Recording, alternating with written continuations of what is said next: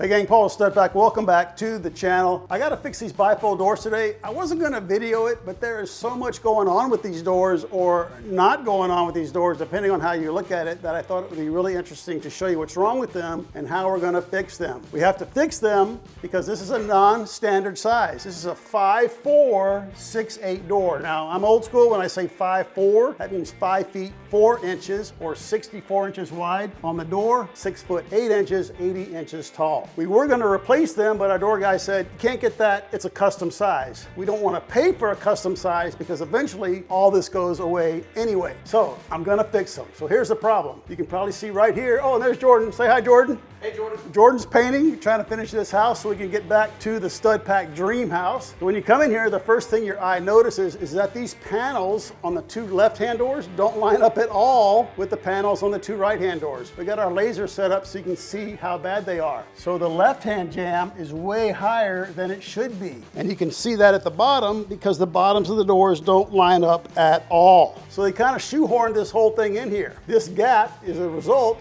of this side being too high. So when this side was too high, these 2 doors were crashing into the door frame. So they chopped them off. They're not square, not by a long shot. Look at that, boom. And that one's even worse. So when they cut it and set it wrong, they weren't hitting the stop. So they added what looks like the edge of a deck board with some torque screws right here. That looks terrible. That's their stop. So now we got to fix that. And because it was a 5'4" door, they framed it for a 5'0" door. How can we tell? Look at this. They chopped off this king stud and the jack stud is gone. Am I worried about all that? I'm not. This is not load bearing. I know that because of the massive renovation we just finished in this kitchen, that this is not a load bearing wall. Had I seen this earlier, I might have fixed it, but there's no way I'm about to tear out the drywall and fix that now. My daughter Summer would kill me. Wouldn't you, Summer? So I'm not about to pull all this drywall and fix the framing because, again, this all goes away at some point in the near future. Another reason we don't want to buy that custom door, right? So not only is this side too high, it is nailed directly to the framing, which means it's not plumb. Check our laser line at the top, and then if you follow down to the bottom, we're almost flush with the laser right here. It's even worse on this side. Because they couldn't get it in here, somebody deepened this mortise and this one as well for the hinges. Look at that. And as a result of now the hinge being that deep, it pulled the core out of the door here. Look at that. More issues. So when we fix all that, the head jamb is going to be lower. That means this casing won't line up with this casing, which would drive me crazy. So I'm going to show you a cool trick, how finish carpenters trick the eye into you thinking the doors are the same, but they're really not. So I'm going to get started by removing the doors. That's the other weird thing about these doors, bifold doors with hinges. Typically you have the pin on the bottom, the pin on the top, and another pin here that rides in the track. None of that on these doors. Maybe I can add a track, Rad, what do you think? Yeah. No, you're supposed to say no, dude. Not worth it, huh? No, it's not worth it. Maybe we can figure out some kind of cool way, though, to capture this side of the door with a magnetic catch or something, so it's just not flopping there. All right, we just moved all the hinges, and check this out. Every one of them, all 6, have a big old deck screw underneath. They're trying to pull the jamb in to get the door to fit. They pulled on this one so hard, it broke the finger joint right there. Let me put my level on here. Look how unstraight that is. The difference between the top here and then the bottom. Big old bow right there. In fact, this one was hitting the door so hard, some of the wood and paint from the door transferred to that corner right there. And while we were in here, after we had the doors off, we were all looking at the crown in the cabinets in here. Look how out of level that crown is. Am I gonna fix that? Probably, but that's a later project. Let's get back to these doors and remove all these deck screws. 3-incher, and now let's cut all the nails.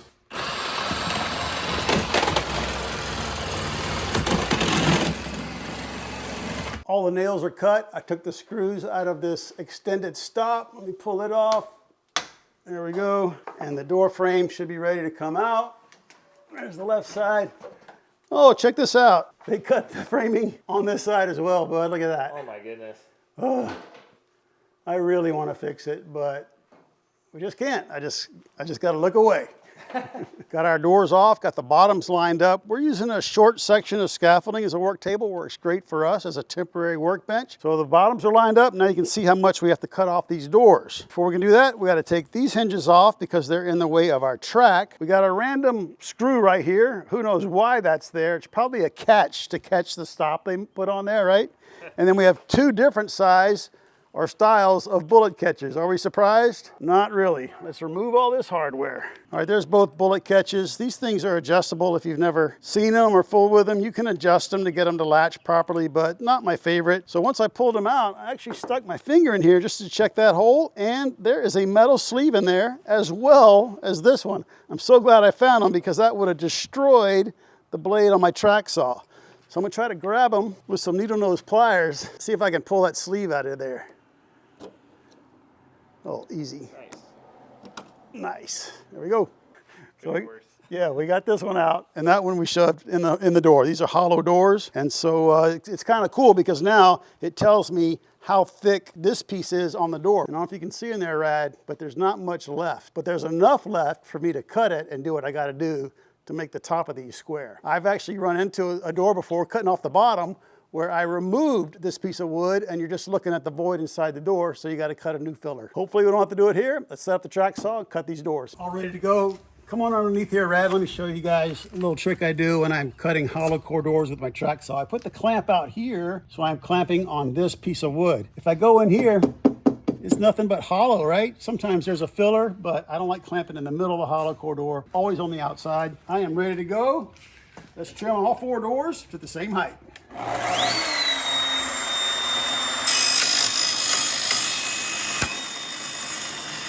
See those sparks? Yeah, nails are in there? Oh my gosh. We should have bought a new door, man.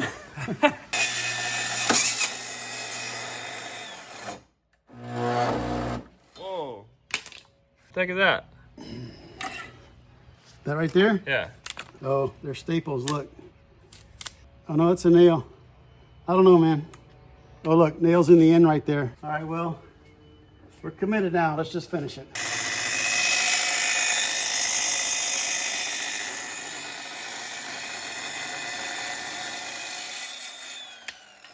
All right, project just got deeper. All right, guys, that did not go as planned. I hit a bunch of nails. That's never good when your hollow core doors are nailed together and a big piece of metal, still don't know what that was. So we're gonna scrap these doors. I don't wanna repair this big hole right here. And I got this big split on the end right here where the whole edge of the door is coming out. I don't wanna fix all that. So I actually found some 18-inch wide doors at the depot. I can cut them down into 16-inch doors and just throw these away. And since we're gonna replace all the doors and we're going to the store, I might as well buy some new door frame material. That way I don't have to remove and fix these two mortises from the old bullet catches, which I'm not gonna reuse.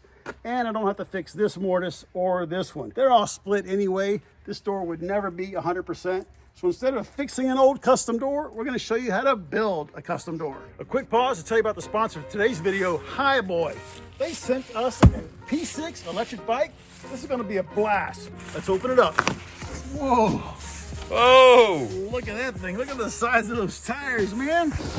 Woo! Oh, yeah. This thing flies. All right, guys, this is the all-terrain fat tire e-bike. This bike is awesome, guys. It works so good on the city streets. Can't wait to try it on the country roads and even a little off-roading. Now, this bike has a ton of features, starting right here. This is your gear shift for like an old pedal bike. Your derailleur back here on the rear axle, it moves the chain up and down. You get tired of that, it acts like a motorcycle. Here's your throttle right here. You see it wants to go. Just pull and it goes. And over here on the left is your mode screen, modes 1 through 5. If you want a little workout, mode 1. If you just want to cruise, put it on mode 5. It even has a tow mode and cruise control. And for all you bike enthusiasts, you can adjust the dampening and the suspension on the front forks. Totally awesome. You got front and rear disc brakes. You got a headlight and even a horn. I can already tell all of us are going to have a lot of fun with this P6 e-bike. I've actually never been on an e-bike, and I can tell this thing is really well made and it has high quality components. Highboy's main selling point is you get the biggest bang for your buck with their line of e-bikes. Thanks so much to Highboy for sponsoring our video. We really appreciate it, but before we go back to work, I'm itching for one more ride around the neighborhood. See you, boys. Later. Guys, back on the job site. Now these doors on the scaffold, they're not the same ones yesterday. Those are gone. These are brand new doors. Remember, our opening was 5'4", 5'4" or 64 inches wide. I needed bifold doors that were 32, and I looked out at the depot this morning. Check it out, 32-inch wide doors. You're gonna see that's a little less than 32, but that's the way doors come. You'll also notice, if you come over here, Ed, so these are the stiles, S-T-I-L-E-S, and these are the rails. This is the top of the door with a smaller panel at the top. It looks like maybe the factory goofed up, right? This stile is half the width of this one. But when the door is closed, they magically come together, so all three stiles are the same width. I only say that because in the doors we took down, all four stiles were the same width. 1, 2, 3, 4. So the panels were much smaller and the doors look clunkier. So another good reason to change the doors. These are true bifold doors. I don't have any hinges to mortise. I don't have any stops to fix. All we got to do is build a frame. So I picked up 3 sections of door jamb material. Jamb, spelling day, J-A-M-B. I always see it spelled J-A-M, drives me nuts. So at the home centers, they already come notched. So imagine this is our side jamb, and then we'll come in here with a head jamb like that. Very first step, cut our 2 side jambs. I got the laser set up. Let's go inside, measure, come back out, cut our side jambs.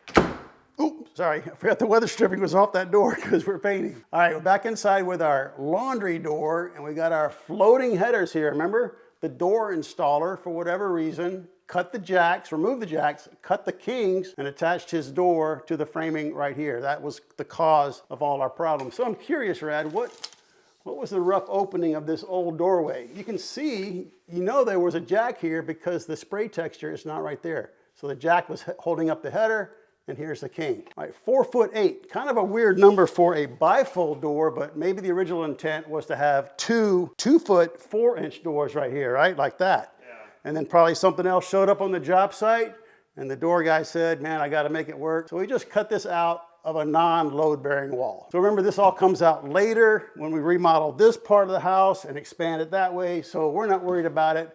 We're gonna work with it. What the heck do you think happened right there, Paul? Oh, right here? I know exactly what happened. So that's how this door hanger, the one who hung the old door, trimmed drywall. He probably cut this stud right here, the king, and he made a mark right there. You can see it with his knife. Broke away the drywall, but he was having some trouble down here. And those little marks, that's a hammer. Look at that, it fits perfectly, right? Just to knock the drywall off. Same guy who probably did the crown. Probably. Maybe he's the one that drank the beer that we found under the stairs that day. Remember that? Yeah. All right, so enough of all that. It's time to build our frame. We got our laser set up. On this whole project, our tripods for our lasers have always been too short, so I picked up this pole. You release this lever and it'll slide up and down. It's got a fine adjust on this side. I'll put a link below. So I got the laser dialed in to the bottom of the head jamb on our pantry door because we want this door to match this door. So all I gotta do, pull a number from our floret flooring to the bottom of the laser, 81 5/16 on the left, 81 3/4 on the right. Man, that's a big difference. All right, here we go, 81 5/16. Oh man. What? Dude, your house, there's nothing standard about your house. These are too short. This is 81. No. Let's go inside and regroup. All right, Rad, I got 3 options for you, bud. I got all my blocks so I can kind of show you what each one would look like. And while I'm explaining, I just want you to keep in the back of your head, just remember that one day this door and this whole area is gonna go away, right? So option number 1, we have this base over here, basically a 1x6. That's really for the upstairs. We could burn some of that and we could make our own jambs, right? Yeah. So that means we'd have to rip it, we'd have to round over the edge, cut the notch. So a custom length jamb for the left and the right. Got that one? Sounds good, but a lot of work. All right. B, we use these and we make the frame just like we were going to, but knowing that this head jamb is now lower than this one. But we want the casings to line up. See how that would look? The casings don't line up, right? So we could make the head casing on this door taller so it lines up with this guy on the left. But that means we would have not a 45-degree miter, some oddball miter, because we would want the side casings to be the same. So that's option number 2. What do you think? Okay. All right. Not a huge fan of All right, so Roman numeral number 3, we make the head jamb thicker, like that. Boom. Try to hold everything in place here. Now we have room to go back with our standard casing. See, like on the left there? Yeah. Over here, it just means that our reveal here is going to be 3/4 of an inch, about, not 1/4 of an inch on that side. It would look something like that. That looks fine. It does look fine. And then I think we also have the 3/4 reveal on the sides, just keep that. So I think because it's a bifold door, it's a different door, nobody would ever notice that. You like that? It's really the easiest way. It's the easiest? Yes. Yeah, let's do it. All right, so if any of your friends come over and complain that this reveal doesn't match that reveal, you just give them my phone number and we'll have a discussion, all right? Okay, sounds good. All right, let's go build our new custom frame with the short side jamb. We've got our laser set up, so I'm gonna use it. We dialed it into the top of our right-hand jamb. I've got them flipped over so the notch is on the floor, and I got the beam splitting. I'm splitting the beam with the bottom of the jamb right here. So come over to this side. So that tells me how much I gotta cut off, right? Our laser beam is perfectly level. I just cut it right there. That's gonna guarantee us that our head jamb is perfectly level. Let's head out to the saw, cut this guy.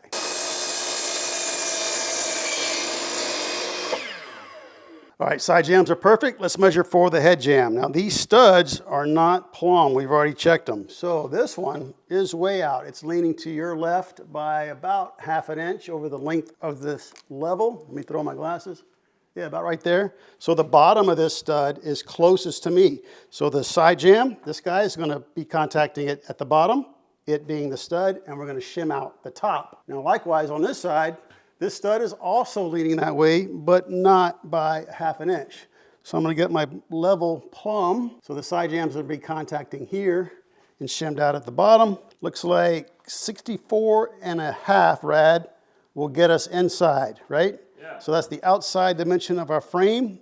Let's go outside, we'll bring these two with us and cut our head jamb, assemble the frame, we'll show you all that, and we'll come back in here and see if it fits. Remember our jambs came pre-notched from the factory to accept the head jamb, so we have to accommodate for that notch.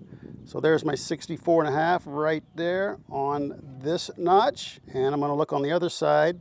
I'm at 63 7/8 to this side. That's the length of my head jamb.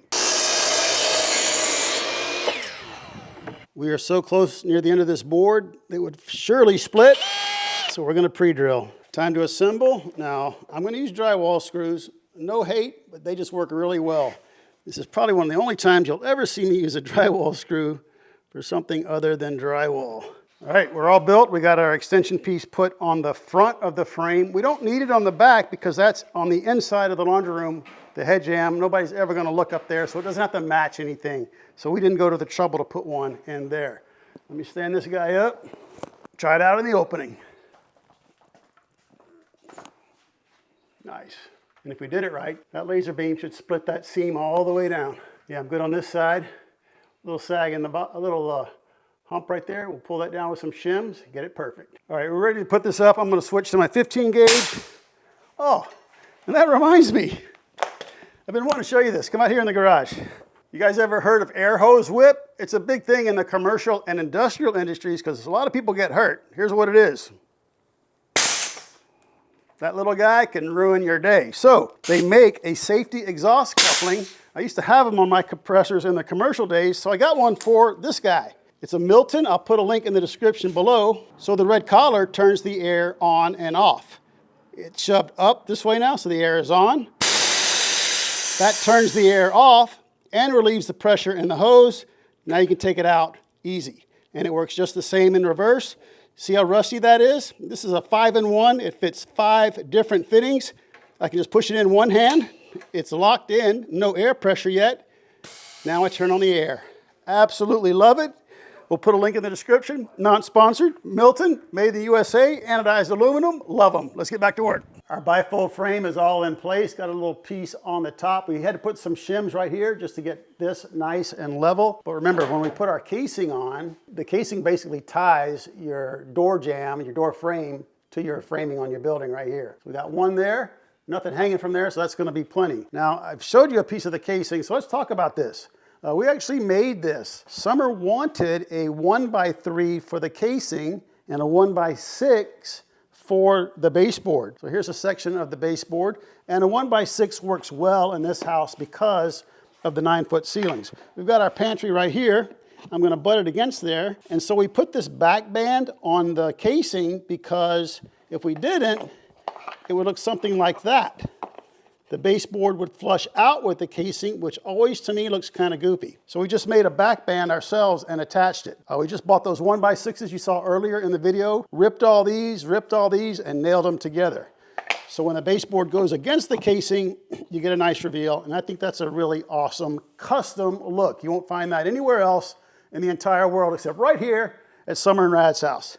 So now we're ready to build the casing for our bifold doors. So we're actually going to build it outside and glue the corners together with some special corner clamps we're going to show you. So I've already got all the dimensions. Let's head outside to our work table, build this casing, and while it dries, we're going to come inside, hang the doors. We got our casing all cut to length. Now here's the way we like to do it. Obviously we got our miters done, and then I'm going to glue them and clamp them with this special clamp we're going to show you.